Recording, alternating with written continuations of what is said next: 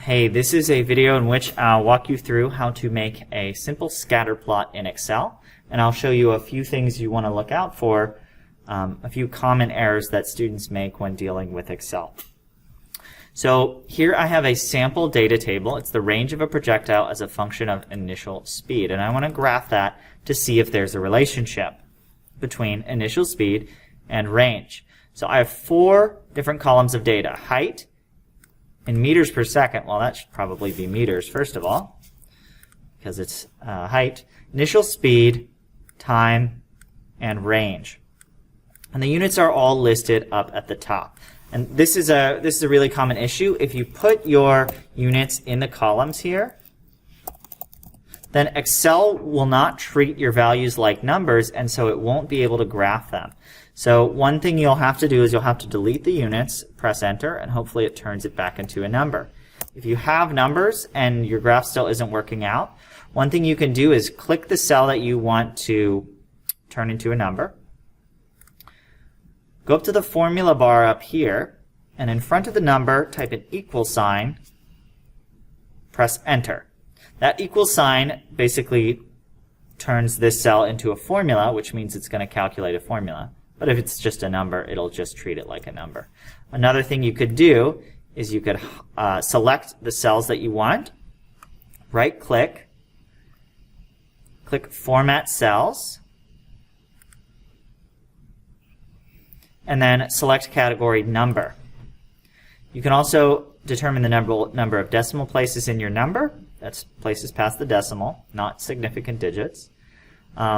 You can also put it in scientific notation, in which case it'll use E notation.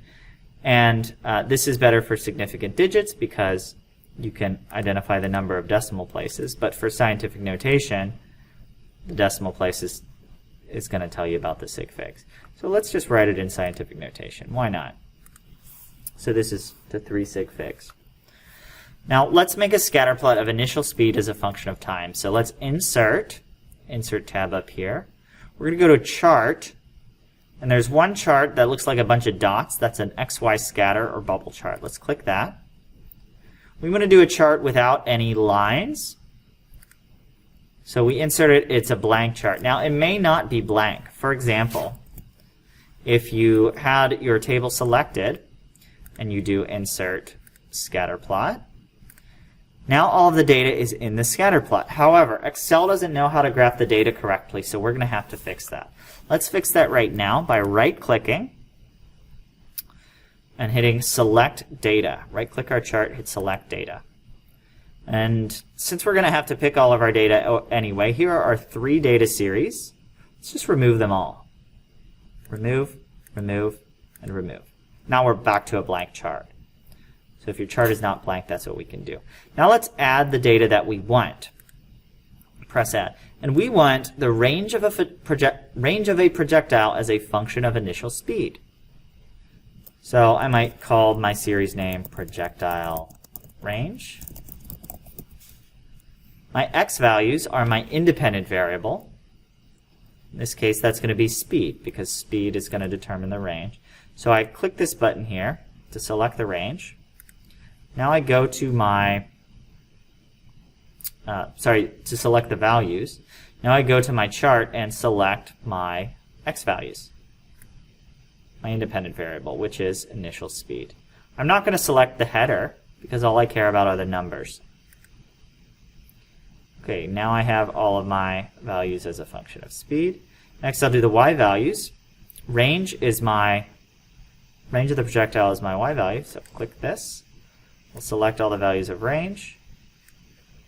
You can also type it out in this notation, which I won't explain. We're just going to select it here. And now I get a graph that looks something like this. So press OK a couple times and I'm back to the graph. And we can clearly see that there's a relationship between our x variable and our y variable. Now there's a couple of things we want to do before we finish. First we want to clean up the graph a little bit. Let's add axes labels, axes titles. And let's label them with what they actually are. My y variable is range in meters. my x variable is initial speed in meters per second. Sometimes you'll see instead of putting the units in parentheses, the units are placed behind a slash, and you'll especially see that a lot with the IB, so just be aware of that. Initial speed, and let's make sure I have a nice good title.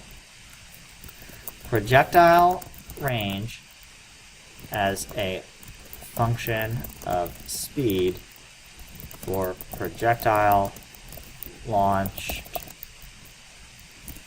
horizontally from a 13-meter height.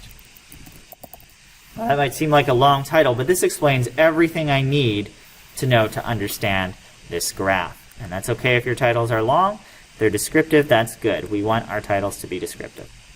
Last thing we want to do is see if there's a relationship here and make sure we can read the graph. And it looks like there is a relationship. As speed increases, range increases. That makes sense. If you launch something faster, it's going to go farther. The question is, what type of a relationship is this? Does it look linear or does it not look linear? Well, to me, it curves. It looks like it's curving up a little bit, so maybe it's not linear. So we might guess that this is not linear. It looks like it could be maybe quadratic, or maybe exponential. But if we wanted to add a trend line, a linear trend line, just any trend line, we would click the trend line button. And by default, it adds a straight line trend line. And so if our data is linear, then our data points will pretty much align with this straight line. Maybe they'll be a little above, a little below, but they will they'll align. We could also try a different trend line by going to trend line, more options. By the way, this is all in the plus menu next to our graph.